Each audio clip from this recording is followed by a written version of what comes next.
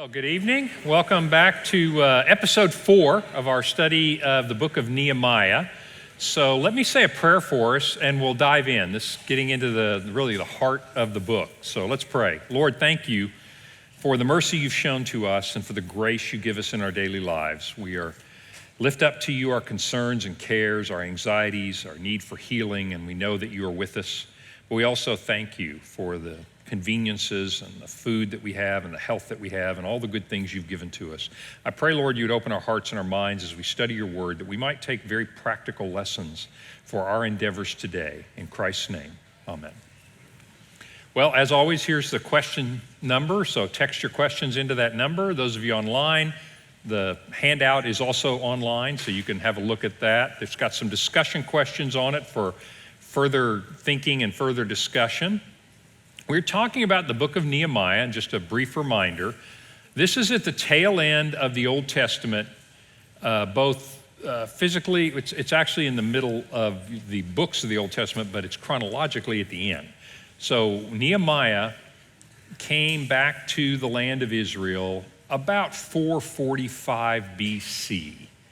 The Old Testament ends around 400.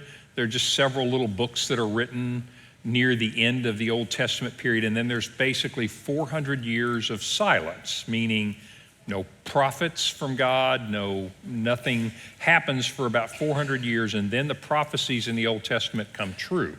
And so you see Jesus coming into the world about 400 years later. So this is about 445 BC, and we're looking at the book of Nehemiah as a leadership biography, if you will, in the sense that it's a story of what actually happened with this man, Nehemiah, whose faith led him to go do an endeavor that is, as you'll start to see in the lesson tonight, should not really have happened. They should not have been able to accomplish this. And we were looking at leadership lessons. What are some things that we can glean for our lives as leaders? And all of us are leaders in some form or another, whether it's in families or it's at work or it's in volunteer work. We all are leading, we are building, we are investing in something. The first step is to pray, to commit your endeavors to God. I don't know about you, but I have been guilty many times in my life of inviting God to join me in my work. It's like you invite God and say, would you bring all your miraculous powers? Do you mind bringing your wisdom? And I might need to just smite a few people. So would you mind joining and helping me to accomplish the things that I want to accomplish? Well, that's not really the way this works, is it? When we pray to God, we're not really inviting him to join us in our endeavors. The whole essence of following Christ is to give over our endeavors to him, to surrender our things and our plans to God and say, you know what? You take these things, I think I'll join you in whatever you want to do in these endeavors. What do you want to do with my professional life? What do you want to do with my family? I'm all in. I'm your woman. I'm your man. You show me what you want to do with these things. So pray and commit your endeavors to God. Next is the second kind of lesson that we learned from this was the idea of preparing. So what Nehemiah did was he began by praying to God and committing this to God, saying, God, if this is something you want to pursue. And then he prepared. He didn't wait to say, well, I wonder if God will do it. I'm not going to do any work until I hear from God. It's like, no, he expected God to move. Now, God may have said no to his prayers, but he expected that God was going to do something. And so he prepared and he planned. Many times you will pray and you may stop there. You may not sense that God is in this. God may shut doors, and that's not God being mean to you. That's saying, no, not now. That's not the direction to go. So you pray. You may prepare. As Jesus said, before you begin an endeavor, you count the cost. And when you do your preparations, you may say, this is not the time. I need to save some money. I need to gain some skills. I need to get some allies, but we're not quite ready yet for this. So the idea of preparing, you may say no. But once you've done that, then you have to face the third step, to commit. You have to answer the question, what are you willing to give? And once he had done that, Nehemiah's answer was he's willing to give up his career, he's willing to give up his life. You'll see his life is in danger beginning with this lesson and all the way through the rest of the lessons. And he's willing to commit to this endeavor. There's no half-heartedness when going about God's business. So pray, prepare, and then answer the question, what are you willing to give? So as we last left the Israelites in Jerusalem, small number of them, not very powerful, they had begun to rebuild the wall. And in chapter 3, if you remember, what Nehemiah did was families, the electricians guild, he put people together who knew each other, who were families, or the people from this village would work on this section of the wall, and the people from Jericho would work on that section of the wall. So there was good organization and there was smart planning. In other words, he put people with like interests to work together, people that would like to work together, people that had a sense of belonging to one another. So he organized this well, and they began to build the wall. And so things are going along swimmingly.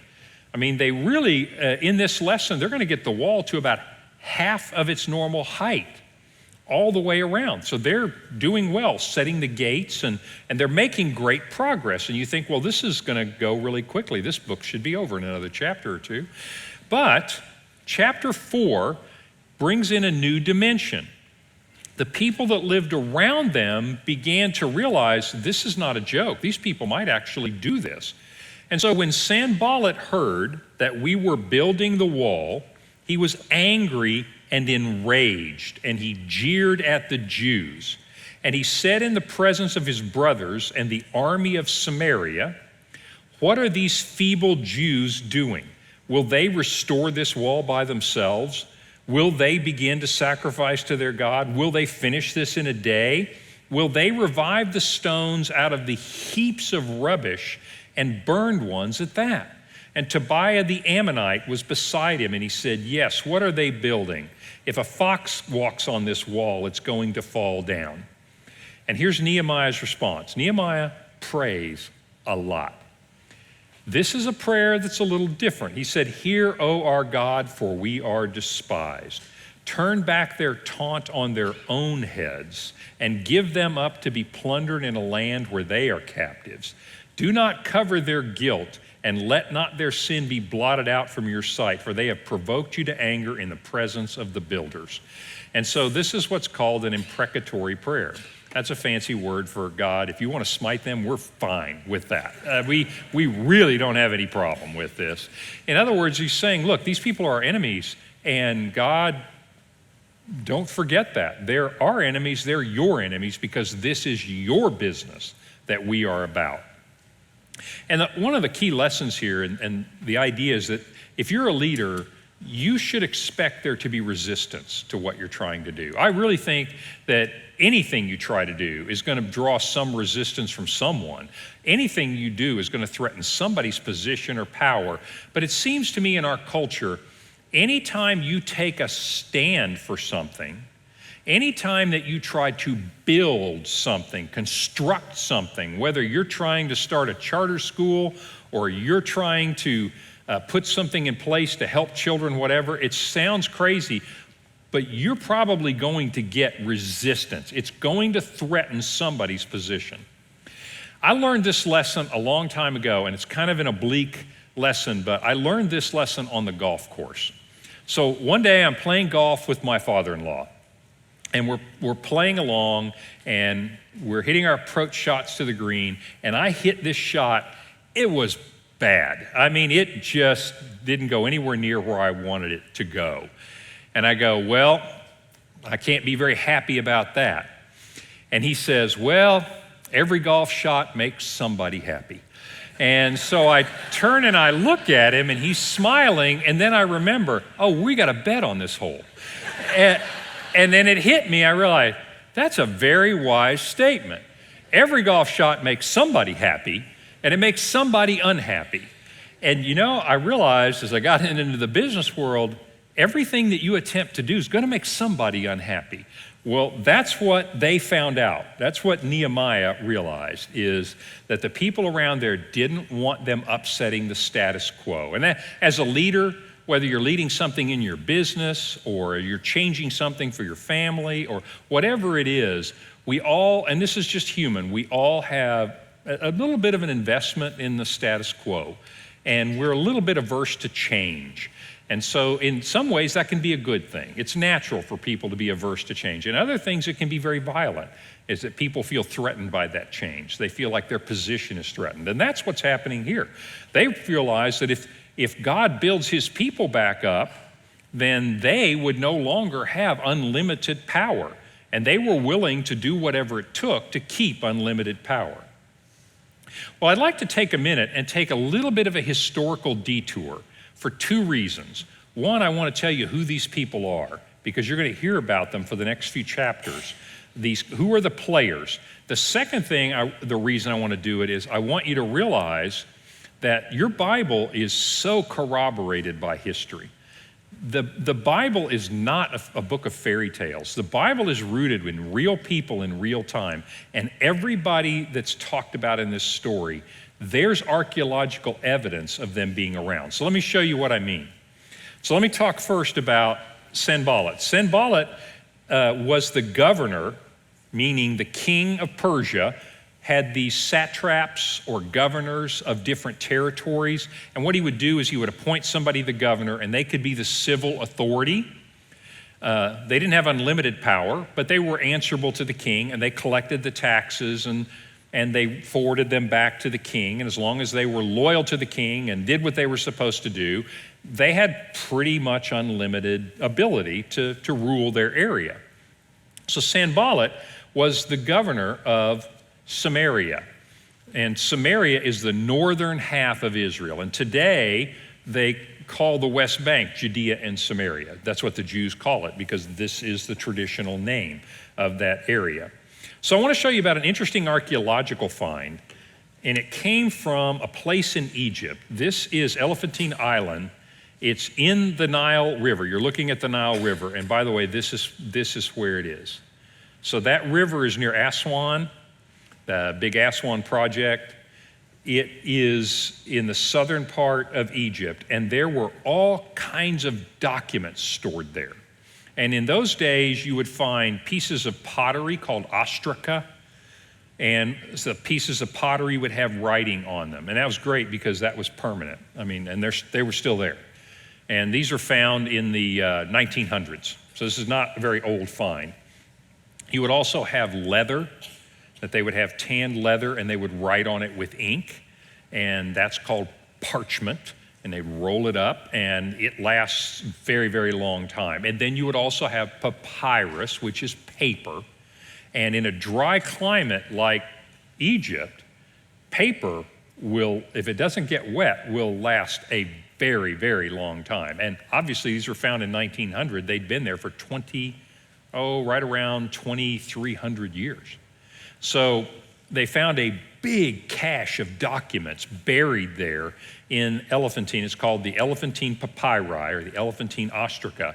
And it's got contracts, letters, deeds, legal contracts. Think about if you went down to the county clerk's office and they've got, all the records of land, and they've got marriage records and all kinds of This was kind of a place like that had a lot of things that were filed there.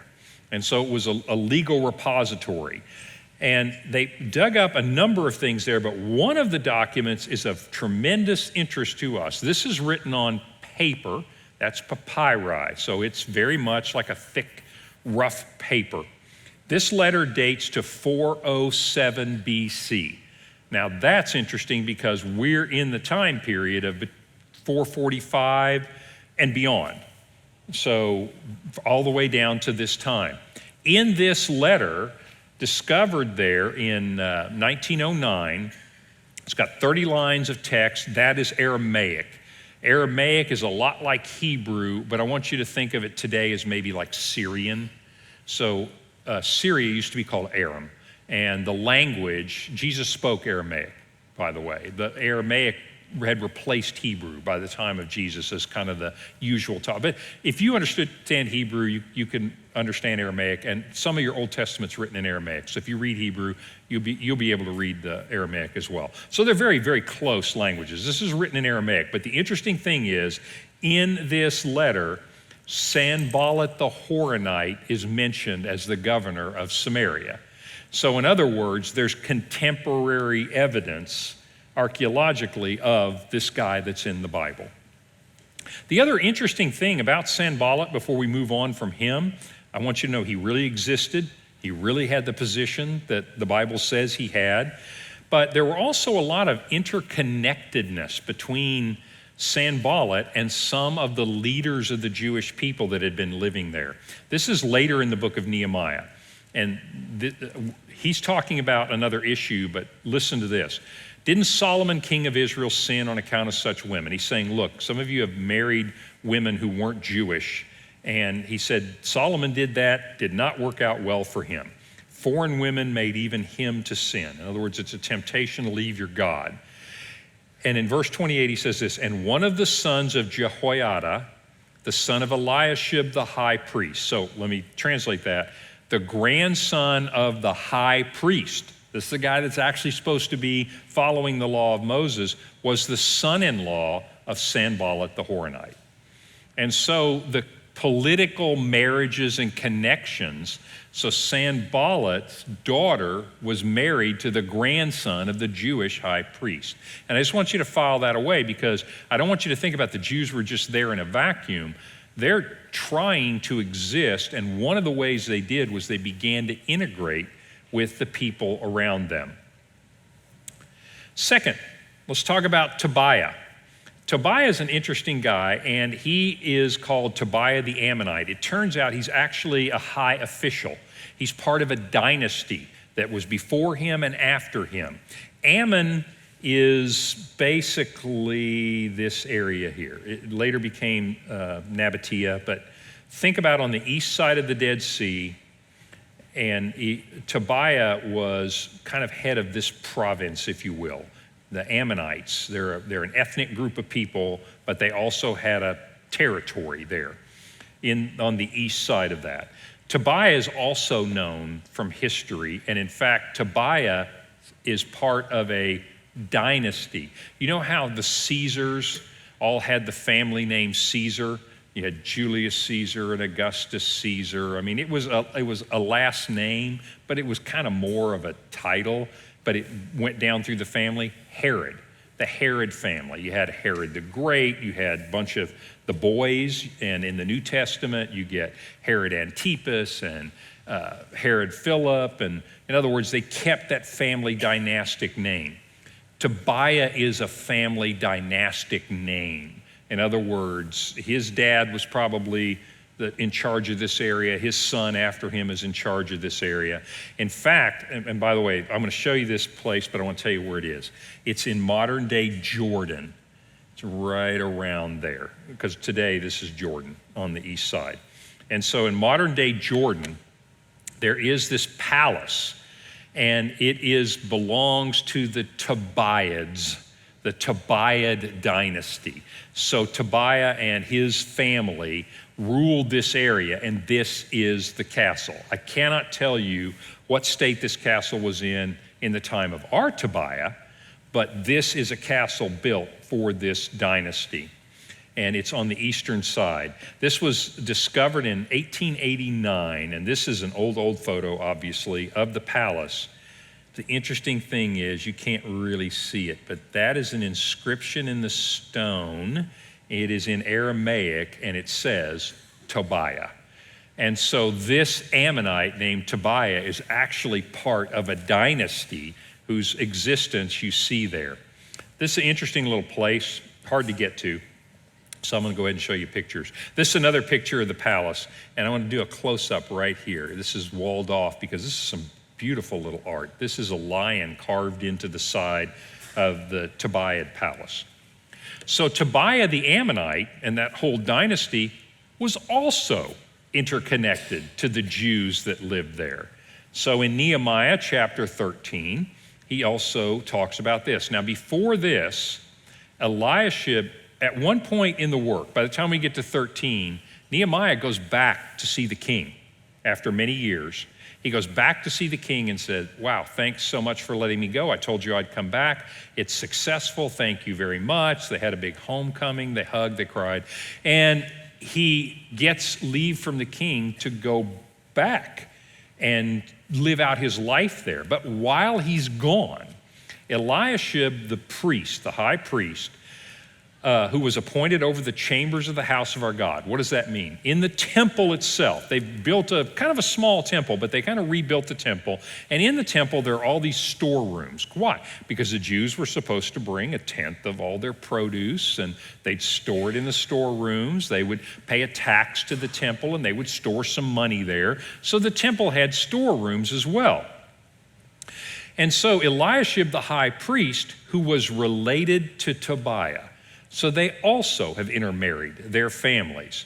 But they also had business dealings. So he prepared for Tobiah a large chamber where they had previously put the grain offering. When Jews would bring the wheat, barley in, they would store it there. Well, they cleaned that out, and he rented it to Tobiah, where the vessels and the tithes, etc., were given there. But while this was taking place, I was not in Jerusalem. For in the 32nd year of Artaxerxes, the king of Babylon, I went to the king, and after some time I asked leave of the king and came back to Jerusalem. And I discovered the evil that Eliashib had done for Tobiah, preparing for him a chamber in the courts of the house of God. And I was very angry, and I threw all the household furniture of Tobiah out of the chamber. And I gave orders, and they cleansed the chambers. And I brought back all the vessels of God. So what has the high priest done?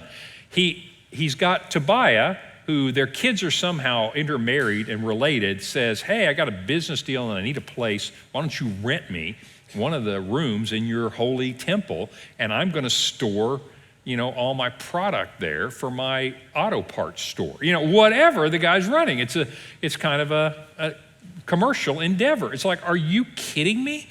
This is not what you do with the temple of God. And of course, he's very angry.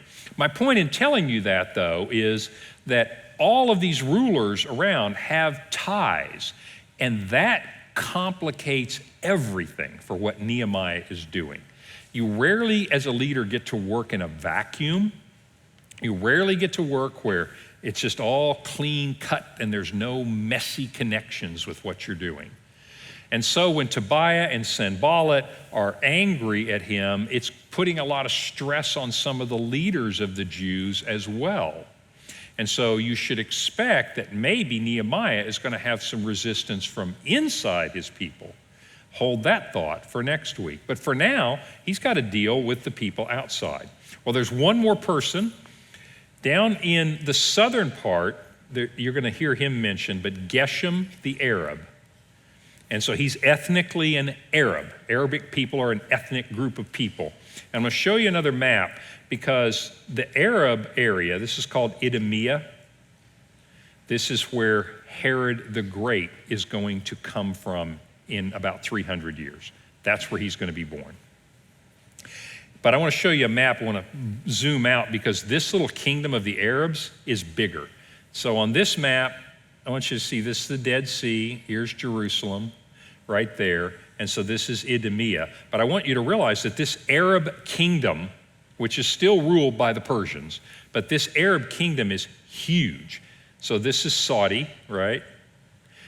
Now, wasn't then. But this is a big kingdom. And this kingdom in the 5th century BC, that's when we are, 445, we're in the 5th century BC, was called the Kedarite, or the Empire of Kedar.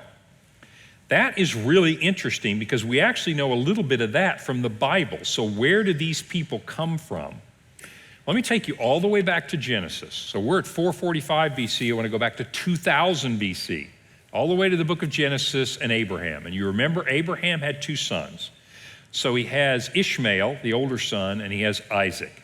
God says, no, you did your own deal there with Ishmael. That is not going to be the son through whom the promise comes. And Abraham says, yeah, but I love my son Ishmael. He said, I will make Ishmael into a great nation as well. But the promise is going to go to Isaac, to the Jews, so to speak, as opposed to the Arabs. And so in Genesis 25, you get the generation of Ishmael, Abraham's son. According to tradition, and historically true, Ishmael, when he's booted out by Abraham, he went to this area.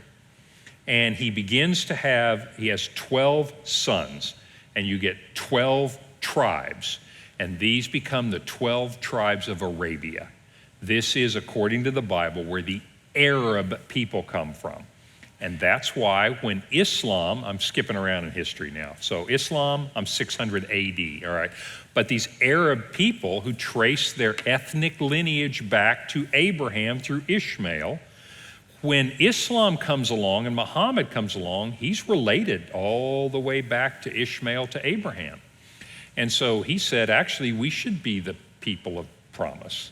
And we're related to Abraham too, and we should have this land. And so obviously you see the source of a lot of issues there. But those Arab people descend through Ishmael. I want you to look at the names of Ishmael's sons. The firstborn, Nebaioth, and the secondborn is Kedar.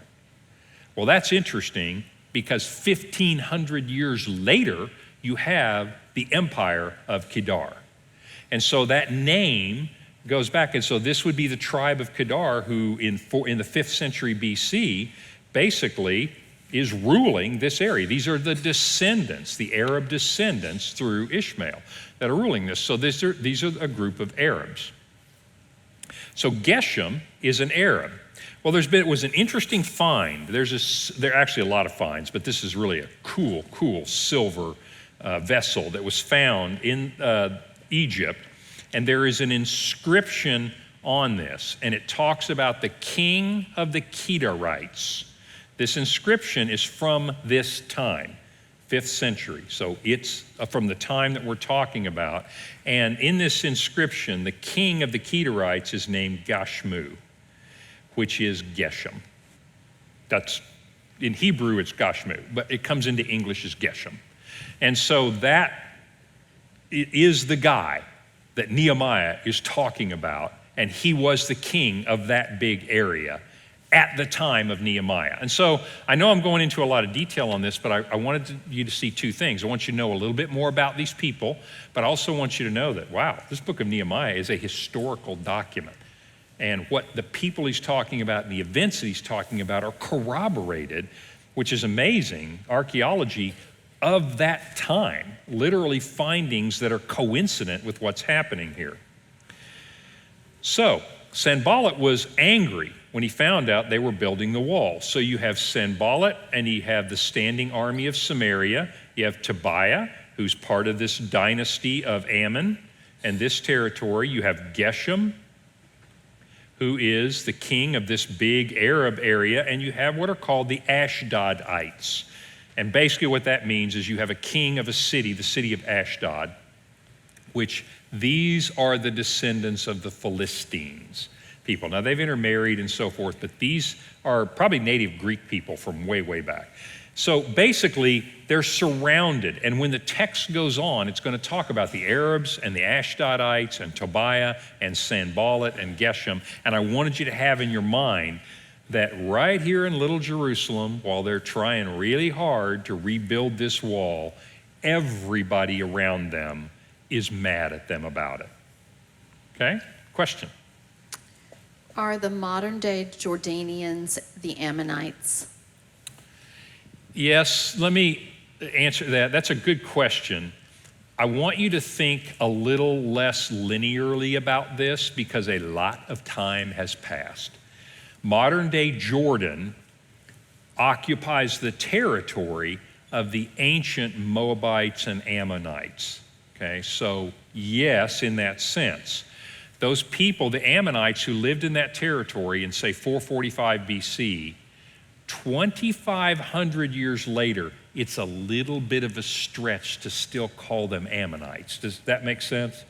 I mean, an awful lot of intermarrying, a lot of wars, a lot of moving around, a lot of company transfers, Basically, yes, in a sense, but I don't want you to think about that too rigidly in your mind. Does that make sense?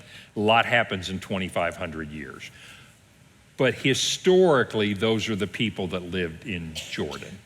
But you'd have I don't know if you went over there and did a DNA test, if your 23andMe would come back and say, oh, you're Ammonite, 23% Ammonite. I don't know about that. I doubt that you know enough about it, but that's a great question. Historically speaking, those are the people that lived in Jordan at that time.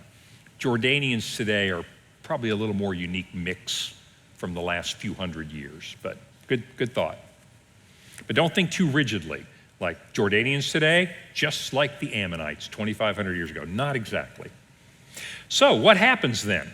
So Sanballat and the others were angry. And so he says, so we built the wall, meaning we continued to build the wall, and all the wall was joined together to half its height, for the people had a mind to work. So they're a motivated workforce. They see the possibility. They know God is in this. They know that Nehemiah has prepared. They know the king of Persia has given them the timber and all, and they're like, hey, we can do this. They're committed to this endeavor, aren't they? So they work hard, and the different groups end up, all of them build at least the wall halfway up everywhere. But when Sanballat and Tobiah and the Arabs and the Ammonites and the Ashdodites, now you know who all these people are. In other words, everybody, it's really funny that Israelites have always lived in tough neighborhoods. Have you ever realized that? I could literally be talking about today. I would just change the name from Ammonites and Ashdodites and all to the Arab League and, the people around. It's getting better. It's a better neighborhood than it used to be, thanks to the Abraham Accords, but it's still a tough neighborhood. So when Sanballat, Tobiah, Geshem the Arab, all these people heard that they were repairing the walls of Jerusalem and they were going forward and that they actually were closing the breaches, they were very angry. They were very threatened. They were very angry. And they all plotted together to come and fight against Jerusalem and cause confusion in it. So what are they going to do? They're like, let's go kill these guys. King's a long way away. By the time he sends an inquiry, we'll say they shot first. So they really decide, let's go kill them. What does that sound like? We just did a series on modern Israel. Sounds like 1948, doesn't it? Hey, we have a state of Israel. Well, that's nice. We have five armies that are going to invade you. That's not new. Okay, so they decide they're going to come together. They're going to kill them before they can get the walls put up. Question? So what was it that made them so mad? Because every city at this point in time had a wall. So what is it about them rebuilding the wall that made all the neighbors angry? What made them angry was this threatened their power. So at this point, Nehemiah comes in, and just because the king has blessed him, he has a mandate that he's allowed to rebuild the walls. Jews would then start moving there. They would become a presence and a people. Nehemiah later is going to be the governor of Judea. Well, there is no governor of Judea right now. You know who's think about it, it's all economic, people. Everything's economics. So who is probably taxing these people? Sanballat and Geshem and so forth. Who is controlling the events in this area? Sanballat and Geshem and the Ashdodites. Who's coming in every now and then and says, hey, there's a drought. Sorry, but we need to take half your grain. All the people around. It basically threatens their power to have the Jews become a real coherent people and have a civil government of their own and have a mandate. And so they want to stop that. And the easiest way to stop it is to kill them. It's the same idea. If you think about it, there's just so many similarities to 1948. So in 47, the UN, we just talked about this, so many of you probably know this, the UN says we're going to make a Jewish state. And we're also going to have an Arab state, right? So you got a two-state solution that's mandated. Jews said, okay, anything's better than nothing. 6 million of us just died in the Holocaust. Let's all go back. The people that are left, let's go back. Arabs said, no way. We're not doing that. And so the Jews come back. So in 1948, the Jews say, okay, well, we accept it, and this is the nation of Israel. And 5 armies, Arab armies around him said, well, we don't really care what the UN said. We'll kill you. And that kind of is de facto, right? It's like, what do you want to do? Sue us and say you broke international law? Okay, sorry, slap me on the wrist. Too bad all the Jews are dead. I know I'm being glib here, but that's the way history works.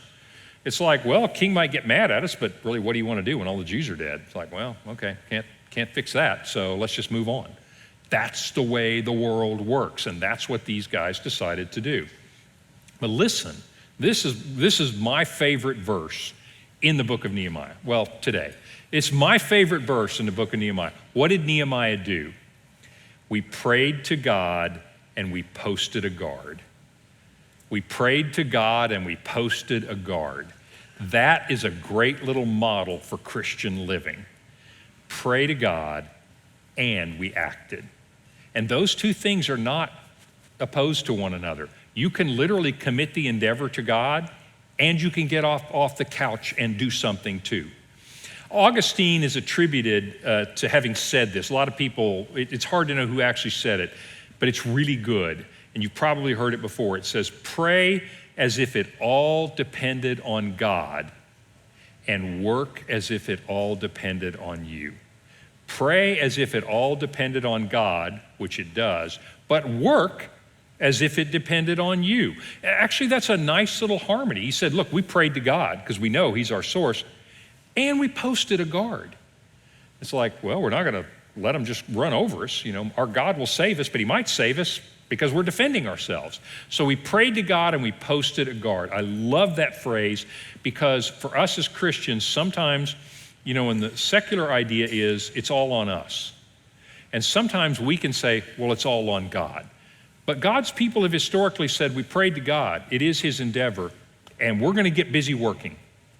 And that's a beautiful picture of what leadership, what Christian leadership is. Pray to God and post a guard.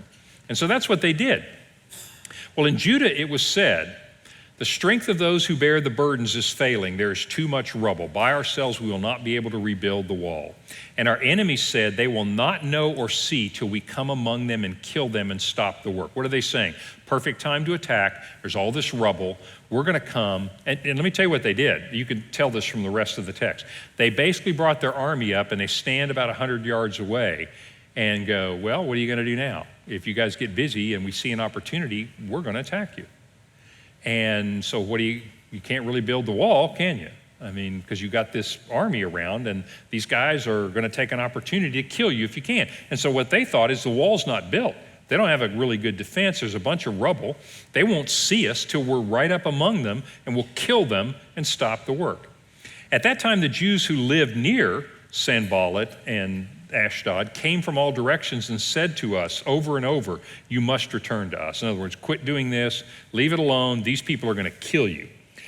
But what did he do? In the lowest parts of the space behind the wall in open places, I stationed the people by their clans. In other words, big family groups. If you're going to fight for your own people, right? Once again, really smart organization. With their swords and their spears and their bows. And I looked and arose and said to the nobles and the officials and to the rest of the people, do not be afraid of them. Notice he always goes to God first. Remember the Lord, who is great and awesome, and fight for your brothers and your sons and your daughters, your wives and your homes. Pray to God, post a guard. And by the way, we're going to be here by families, and it's life or death. And frankly, that's still the way it is. So what happens then? When our enemies heard that we knew about their plan and we had prepared and we have armed people there and that God had frustrated their plan. That's interesting, isn't it? He said, our preparations did this, and now they're like, oh, great, we missed our chance. He said, God frustrated your plan, didn't he? See, I told you God was fighting on our side. Isn't that interesting that they don't see a difference in the effect of their preparation and the effect of their prayer? It's like it doesn't matter which one worked. It's all God. Really interesting attitude that they have. And it's one I think we should have. So when they got tired of that, we all returned to the wall, everybody to his work. But from that day on, half of my people worked on construction and the other half held their spears, shields, bows, and coats of mail. So in other words, it slowed the work down, didn't it? Only half the people work and the other half stand guard. Those who carried burdens were loaded in such a way that each labored on the work with one hand and held his weapon in the other hand. And each of the builders had his sword strapped to his side while he built. The man who sounded the trumpet was beside me, and I said to the nobles and officials, the work is great and spaced widely around, and we are separated. So if you hear the trumpet, that means they've decided to attack at one spot, and all of you rally to us there, and our God will fight for us. You notice how he builds courage in the people by reminding them it's not all on us. Oh, we're going to fight, but our hope is ultimately in our God. This is God's endeavor, and he will accomplish it. So we labored at the work. Half of them held the spears from the break of dawn until the stars came out. I also said to the people at that time, let every man and his servant pass the night within Jerusalem. In other words, those are bad guys, we're all camping here. That they may be a guard for us by night and may labor by day. So neither I nor my brothers nor my servants nor the men of the guard who followed me, none of us took off our clothes. Each one kept his weapon at his right hand. It's really interesting, isn't it, that you get a sense when you read this of the dire situation that they're in. I mean, most people would have just given up and said, look, they're going to kill us. There's no way we can do it. But back to that third step, they decided to commit. What were they willing to give? And they were willing to give whatever it took. And you see that commitment playing itself out here, and it's going to carry them through this time. So one of the things I really want you to see here is it's not mutually exclusive to rely on God and to go work for God. It's not an issue to say, well, did I do that or did God do that? Does it matter? God did that through you. And I love that when you look at this, you see their attitude in times of resistance and trouble. They're very much relying on God, and they're very much getting about the business. If they're going to fail, if God has decided this wall isn't going to be built, they're okay with that, and they're going to die with it. But they're not going to turn back. They're going to continue the work. That's the kind of faith. Let me do time out and fast forward a little bit. When you read the early church writings, I'm talking about after the New Testament, so there are a lot of writings, the early church fathers, the later church fathers, they're writing letters to churches. I mean, when you read your New Testament and you read those letters, there are tons of letters after that like that. They're not inspired by God, they're not written by the apostles, but there are a lot of letters written to churches about problems and persecution. We have a really good picture of what happened in the church between about 100 AD and about, pretty much from then on, but certainly to about 350 AD. That time period, there are all kinds of documents in there. There are Roman documents, there are church documents, all kinds of documents about the Christians. The Christians too, depending on where you lived in the empire, how bad the persecution was. But it was horrendous in certain areas of the empire. As early as 65 AD, Nero used to take Christians. I think I've told you this before, and it's a little graphic, but I really need you to get the idea of the stakes here. Is he would take Christians, coat them in pitch, stick them on a pole, and light them on fire to be torches at night. I mean, and that's the nice stuff. Later, it got way worse. You're familiar with the Colosseum. Well, they actually did this all over the Roman Empire. It wasn't just in Rome, but they would take Christians and they would literally, for entertainment, send them out there and release the lions. When we go to Israel, there's a great little, it's an arena, is basically what it is, kind of like Paycom Center. You know, you go in and you sit all these people around and you look across and there's a door that's this high and there's a door that's that high. And the Christians came out of this door and the lions came out of that door. They did that all over the empire. Why am I telling you that? I'm telling you that because it's always been true of God's people that to be fully sold out to God, to truly surrender to God, requires a commitment of everything.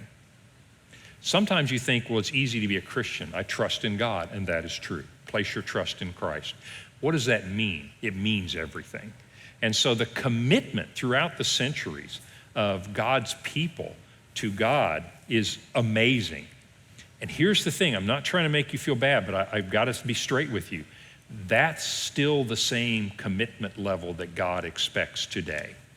I'm not saying he expects you to go out and find somewhere and die for the gospel. What I am saying is the commitment level for us is the same as the commitment level for them. Our lives may not be demanded of us. It may not be necessary for us to die in the endeavor of Christ, but it's still necessary for us to give up everything that we have to Christ. That's the radical. Jesus is far more radical than we think. And it's always been true, is we really are called to surrender to God. And so that's what these people were doing. So they labored at the work and they kept at it. And so I want to stop there in chapter 4. This is the end of chapter 4, and sum this up. And the thing is, the fourth rule of leadership is you should expect opposition. And so it seems to me I've known two different kinds of people in life. There are the optimists who go into situations and expect things to work well. And then there are the realists who know it's not going to go well. Okay, maybe that's a pessimist, but you get my point, is people, what do you expect? If you're building something, particularly today in our culture, if you're standing for something, you should go into that knowing there will be opposition. And I know that sounds kind of crazy, because at this church, for example, we do a lot of good stuff. I mean, we feed people that need to be fed. We heal people that need to be healed. We do a lot of good stuff. And you might think to yourself, well, why could anybody be opposed to that? Well, I do want to remind you that Jesus healed people, and Jesus fed people, and Jesus loved people, and Jesus never raised a hand against anyone, and they didn't make him the mayor of Jerusalem. They crucified him. The fact that you believe what you believe, the fact that you stand for God, is inevitably, sooner or later, going to bring opposition. So I'm not trying to be a downer here. I just want you to know that Christian leaders know that you should expect opposition. But the beauty of this is, and this is true whether you're a Christian or not, but particularly for Christians, that your leadership is formed and refined through challenges. Nehemiah, it's one thing to plan a campaign, it's another thing to execute building this wall while everybody's trying to kill you.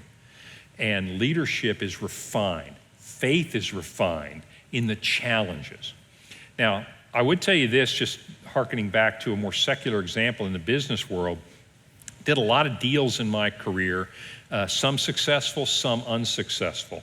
Very challenging situations. You know, you're striving to be successful, to achieve something. And I will tell you this, that you learn whether you win the game or lose the game. You learn something whether you get the deal or you don't get the deal. Leadership is refined in challenges. It's not necessarily always refined in success. So don't be dismayed when your leadership efforts don't always come to fruition exactly the way you want them to. That skill, that leadership, you need to fail some in business. You need to be unsuccessful because you learn a lot from that.